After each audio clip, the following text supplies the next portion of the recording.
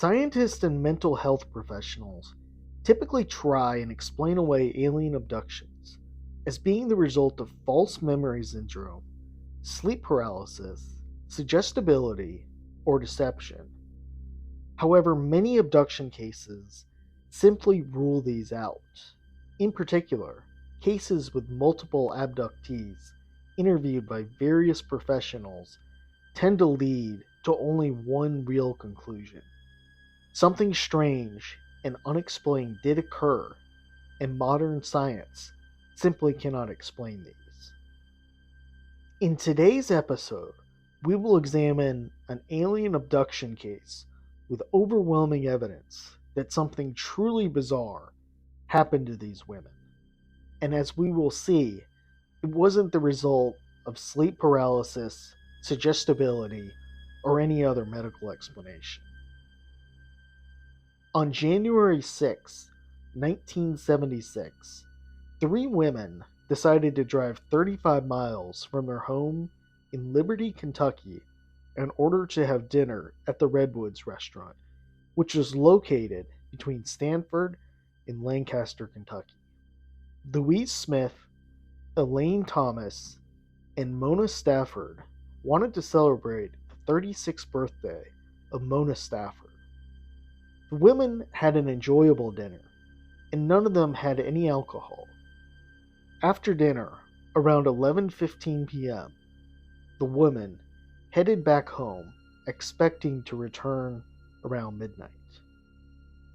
As the women began driving home, a bright red object appeared in the sky. Mona believed at first that it was an airplane that caught fire. Soon, though, the object would descend from the right side of the road to directly ahead of them. As this was occurring, they could see that this was not an airplane, but something much bigger, gigantic, and larger than two houses. The object stopped about 100 yards in front of them, stretching across the road on both sides. It began rocking back and forth for a couple of seconds, and then shifted off to the left. The women kept driving, though, and assumed that whatever it was had kept going.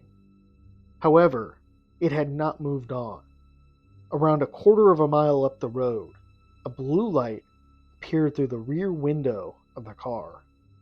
At first, they thought it was a police officer going to pull them over, but soon they came to realize that the flying object had circled around and came up behind them. Suddenly, something took control of the car, away from the driver, Louise Smith. The car speeded up, even though Miss Smith took her foot off the gas. They were soon going around 85 miles per hour. Mona Stafford was seated in the passenger seat and tried to help Louise regain control of the car, but couldn't.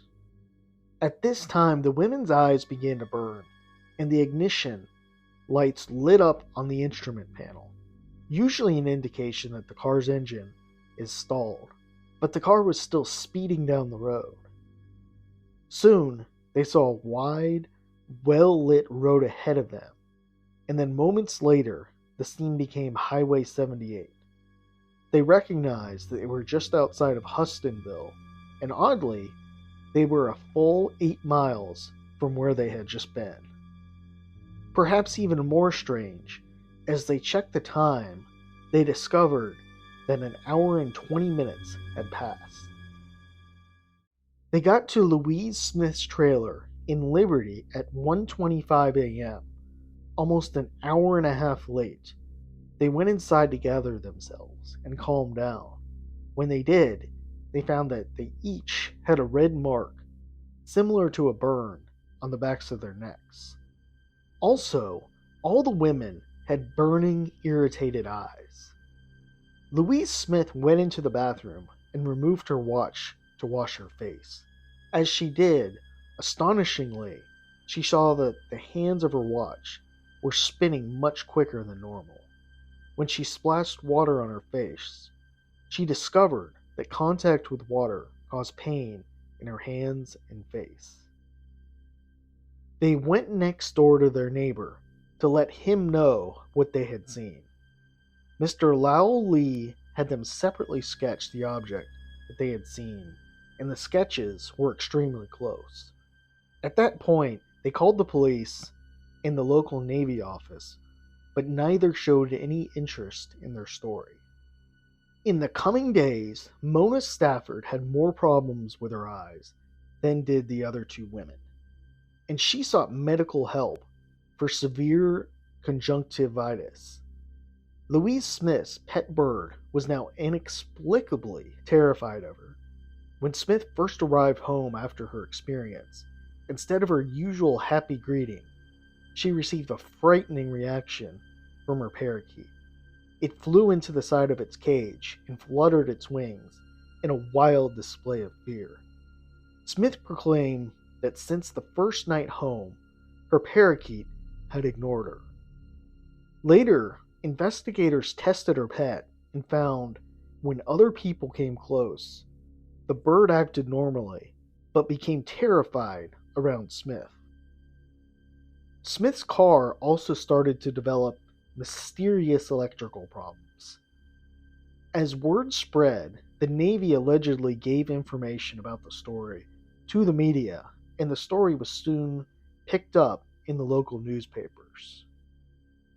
MUFON investigator Jerry Black would hear the story and soon began investigating. He called the three women asking for an interview, but the women were reluctant to relive the event. After more phone calls from Black and him offering his sympathy and compassion, the three witnesses agreed to an interview. Also, Black would invite Peggy Schnell of Blanchester, Ohio. She had experience with these kinds of cases, and Black felt that the three would feel more comfortable with a feminine presence. As the five of them met, Black learned several things. Black knew that the three women were all in physical pain, and all were chain smoking, which they blamed on the experience. Also, he learned they all had an unquenchable thirst and alleged extreme weight loss since the event. The women gave some details of their observations of the UFO, its structure, and how it moved. They also discussed how the object affected them. These memories were painful to all three, and they struggled to recall details and hoped that someone might be able to help them. As the women were distraught over the missing time, they were reassured that they would be able to undergo regressive hypnosis and uncover the lost time. It was believed this would alleviate some of their emotional stress. After the initial interview, the investigators knew that the three women's story was disturbing, yet solid as could be. Although from Wyoming, Dr. Leo Sprinkle, a highly well-respected ufologist and physician, heard of the case and came to Kentucky. Sprinkle would go on to perform extensive hypnotic regression sessions with all of the women. The sessions revealed that during the lost time, the women were taken on board the object they had seen. In the craft, they were medically examined by shadowy beings that they later identified as being similar to depictions of aliens. In July of 1976, Lexington Police Department Detective James Young separately gave each woman a lie detector test regarding their experience, and they all passed with no problems. The Stanford abduction has all the classic components of a UFO abduction: strange lights, lost time, physical and emotional pain, and lost memories. As such, it's one of the most well-known alien abduction cases to occur in the southern United States in recent memory. There was much strange activity that occurred, and even more, it really shows the psychological and physical pain that the alien abductees experience. Although skeptics would say the women went on to sell their story to the National Enquirer and were motivated by financial incentives, we should note the women were struggling financially and emotionally, and the money was really needed due to the experience. It's also important to remember that these women were considered reputable and passed lie detector tests. We'll probably never know exactly what happened that night, why they were chosen, or whether the craft didn't mean to appear in the first place. However, it's clear something did happen, something strange and disturbing. This case has overwhelming evidence, multiple witnesses, interviews by multiple professionals, and one the skeptics will struggle to explain away.